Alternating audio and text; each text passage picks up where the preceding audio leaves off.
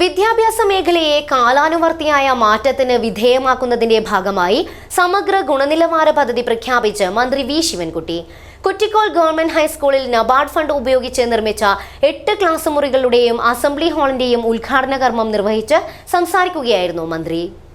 കേരളത്തിലെ ഏറ്റവും വലിയ ടൈൽസ് ആൻഡ് സാനിറ്ററി വെയർ വിൽപ്പനക്കാരായ ABC group, ABC sales corporation, BC road, Kasaragod.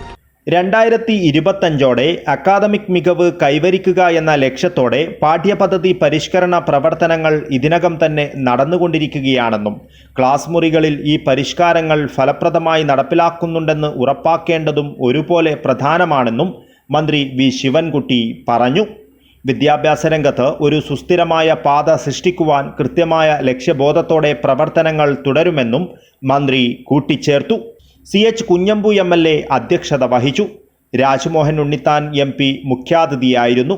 Kuttikol ഗ്രാമപഞ്ചായത്ത് പ്രസിഡന്റ് മുരളി പയ്യങ്ങാനം, കാസർഗോഡ് ജില്ലാ പഞ്ചായത്ത് ആരോഗ്യ വിദ്യാഭ്യാസ സ്ഥിരം സമിതി ചെയർപേഴ്സൺ അഡ്വക്കേറ്റ് SN സരിത, മറ്റ് ജനപ്രതിനിധികൾ, സംഘടനാ പ്രതിനിധികൾ തുടങ്ങി നിരവധി പേർ ചടങ്ങിൽ പങ്കെടുത്തു. School PTA president G Rajesh Babu സ്വാഗതവും ഹെഡ്മാസ്റ്റർ PS സന്തോഷ് കുമാർ നന്ദിയും പറഞ്ഞു. News bureau, Kasaragod.